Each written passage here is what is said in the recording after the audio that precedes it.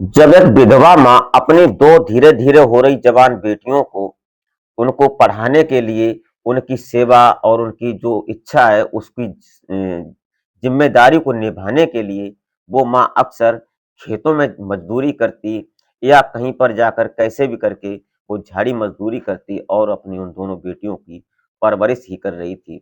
परवरिश ही नहीं करती, उनकी पढ़ाई हर चीज का वो ख्याल भी रखती।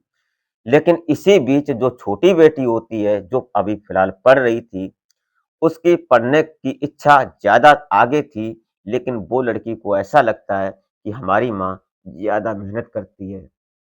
इसलिए वो उसको समझाती है कि माँ ऐसा करो कि एक दुकान कर लो और दुकान कर लोगी तो फिर ऐसा हो जाएगा कि हम दुकान चलाएँगे, तुम्हें मज़दूरी नहीं करनी पड़ेगी, क्योंकि मुझे बहुत दुःख होता है तुम जब मज़दूरी करने जाती हो। लेकिन इसी मज़दूरी की चलते दुकान करने के लिए जब पैसे लेने के लिए उसकी माँ एक ज़मींदार के पास जाती है, तो वो ज़मींदार उसको पैसा तो नहीं देता, लेकिन पैसे देने की एवज़ में वो उसके शरीर के साथ खिलवाड़ करता है और उसके साथ शारीरिक संबंध भी बनाता है।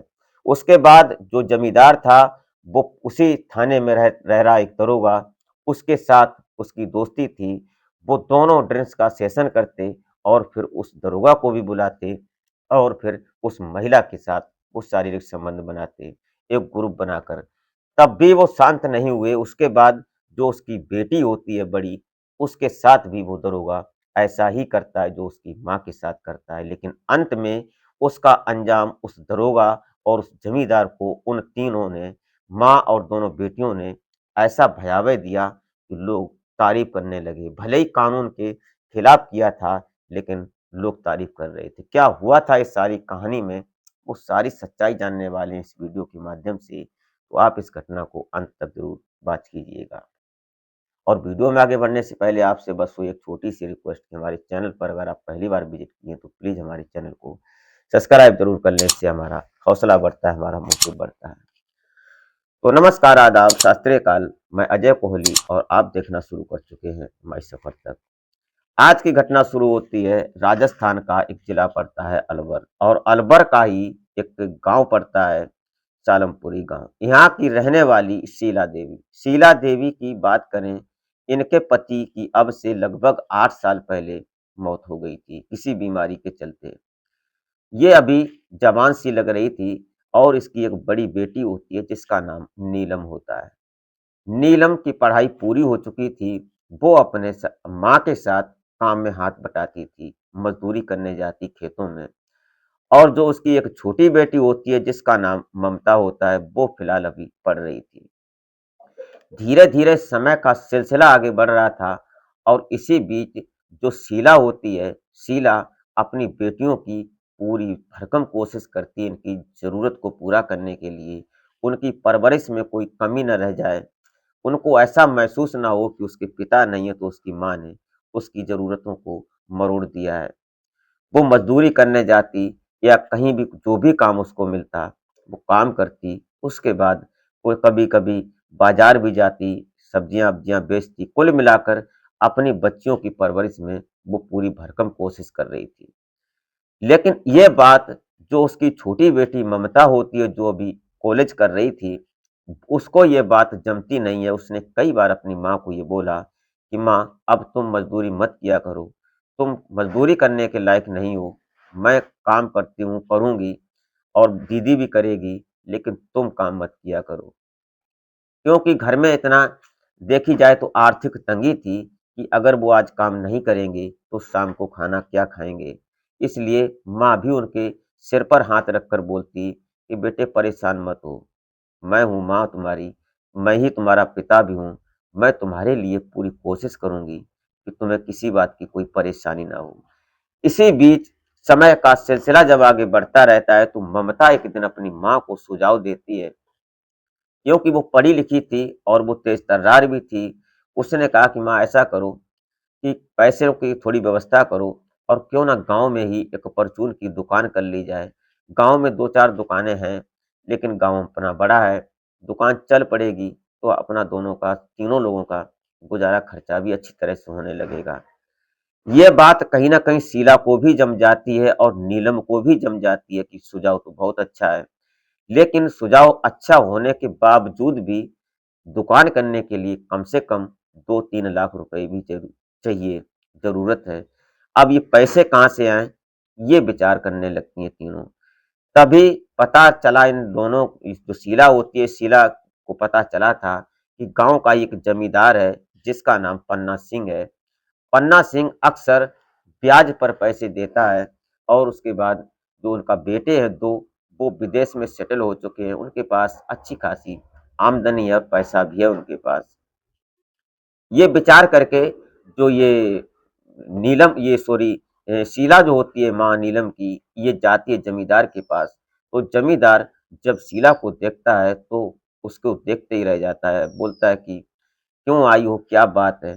तो शीला बोलती है कि मुझे आपसे ये ज़रूरत है, आप हमें पैसे दे दो, मुझे कुछ काम है और मैं जल्द से जल्द लौटाने की कोशिश करूँगी। लेकिन पन्ना सिंह जब शीला के शरीर को देखता है तो बोलता है कि पैसों की तुम क्यों परेशान हो? पैसे तुमको मिल जाएँगे, लेकिन तुम मेरी ज़रूरत पूरी कर दो और मैं तुम्हारी ज़रूरत पूरी कर दूँगा। ये बात सुनकर शीला समझ नहीं पाती क्योंकि वो एक सीधी-सादी महिला थी, एक गृहिणी थी। लेकिन जो पन्ना सिंह होता है, वो उसको बोलता है कि तुम अंदर चलो। जब वो अंदर ले जाता है और उसके साथ वो सब करने लगता है ज़बरदस्ती, तो जो शीला होती है शीला कई बार रोती है, गिड़गिड़ाती है कि मुझे पैसे मत दो, लेकिन हमारे साथ ये मत करो। हमारे पास इज़्ज़त ही तो है और वो भी मैं नीलाम कर दूँगी, फिर मेरा क्या होगा? लेकिन पन्ना सिंह काहे को मानने वाला था, उसको तो पैसे की धमक थी, वो सोचता था पैसे के बल पर मैं सब कुछ खरीद लूँगा। और यही विचार करके उसने उसके शीला के साथ शारीरिक संबंध बनाना शुरू कर दिया। जब तक उसकी इच्छा नहीं भरी, तब तक वो उसको रौंदता रहा और ये सिलसिला उसने जब शांत होता है, उसके बाद वो अपने फ़ोन में उसकी आपत्तिजनक फ़ोटो और वीडियो बना लेता है। ये सब होने के बाद वो तुरंत फ़ोन करता है पास के ही दरोगा को और दरोगा जब वहाँ पर पहुँचता है, दोनों बैठते हैं और शीला को जब देखते हैं, तो शीला रो रही थी, लेकिन दरोगा को ये बात कतई महसूस नहीं हुई कि इस महिला के साथ, इस अबला के साथ कुछ गलत हुआ है। क्योंकि वो उसका दोस्त था जमींदार, इसलिए दरोगा भी इस मामले में शामिल हो जाता है और फिर अक्सर उसने उस शीला को पन्ना सिंह जमींदार ने दिखाई कि मैंने तेरी फ़ोटो और वीडियो बना ली है, अगर तूने किसी से कहा कुछ, तो मैं इनको वायरल कर दूँगा। मैं तेरे परिवार और गाँव समाज को दिखाऊँगा, तेरी बदनामी और थू-थू हो जाएगी। इस डर की वजह से शीला किसी को कुछ नहीं बताती और ठुकी-पिटी सी वापस बेचारी अपने घर आ जाती। लेकिन उसके बाद जो जो दरोगा होता है वो एक दिन नशे में टाइट और उस शीला के घर पहुंच जाता है। शीला को आवाज लगाता है लेकिन शीला आज मजदूरी करने गई थी और घर में उसकी बेटी बड़ी नीलम थी, जो जबकि छोटी बेटी ममता वो स्कूल गई हुई थी। जब आवाज लगाई तो नीलम ने जवाब दिया कि घर में कोई नहीं है, माँ भी नहीं है और हमारी छोटी बहन भी नहीं है। अभी नहीं, शाम को आना और बात करना जो भी है। लेकिन हवलदार जो दरोगा था वो क्यों मानने वाला था। वो अंदर घुस जाता है और उससे बोलता है कि मैं तुम्हें कुछ दिखाना चाहता हूँ।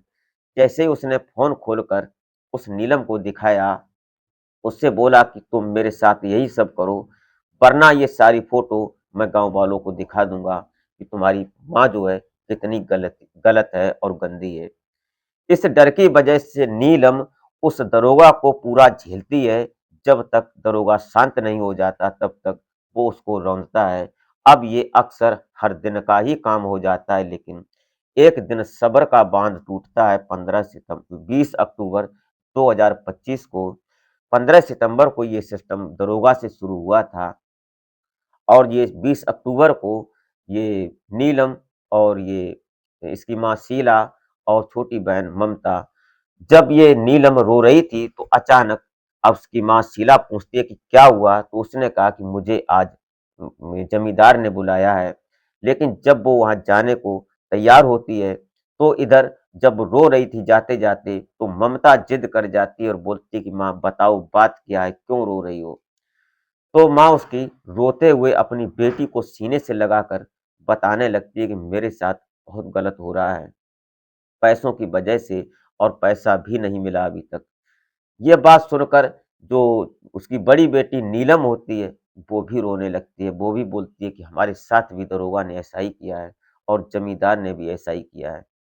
अब दोनों के आँखों में खून उतर जाता है और वो चंडी रूप ले लेती हैं, और इधर जो उसकी बेटी छोटी ममता होती है, वो बोलती है कि तुमने मुझे क्यों नहीं बताया?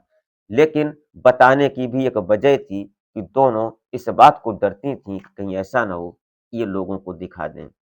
दोनों ने ये गलतियाँ की और उसकी सज़ा इतनी बड़ी बनी कि माँ और बेटी दोनों की इज़्ज़त के साथ उस दरोगा और जमींदार ने खिलवाड़ किया। लेकिन छोटी बेटी ने हिम्मत जताई और इकट्ठी होने के बाद तीनों आज उनके पास जाते हैं जहाँ उसका घर था, और दरोगा और जमींदार दोनों नशे में इतना टाइट थे। दोनों पहुंचते हैं और जो छोटी बेटी ममता होती है अपने साथ तलवार लेकर जाती है, और जैसे ही वहां पहुंचते हैं तो सरिया साथ में था, शीला लेकर गई थी, और पहले तो एक दो बार करते हैं। जैसे ही जमींदार नीचे गिरता है, उसके सिर में कितनी बार सरिया उसने घूंस दिया, ये शायद उसको गिनती गिनना भूल गई, और जमींदार की सांसें जो थीं वो वहीं पर थम जाती हैं, क्योंकि उसके अंदर जो क्रोध भड़का हुआ था, उसके साथ उसके शरीर के साथ जो उसने खिलवाड़ किया था, वो उसकी रूह कँपा रहा था, और वो सारा मंजर याद करके शीला सरिया उसके पेट में घुस रही थी और सिर में भी मार रही थी। जमींदार धराशायी हो जाता है। उसके बाद जो दरोगा था, दरोगा को इधर अकेली ये छोटी बेटी ममता लगी हुई थी, उसने तलवार से उसके ऊपर कई वार किए।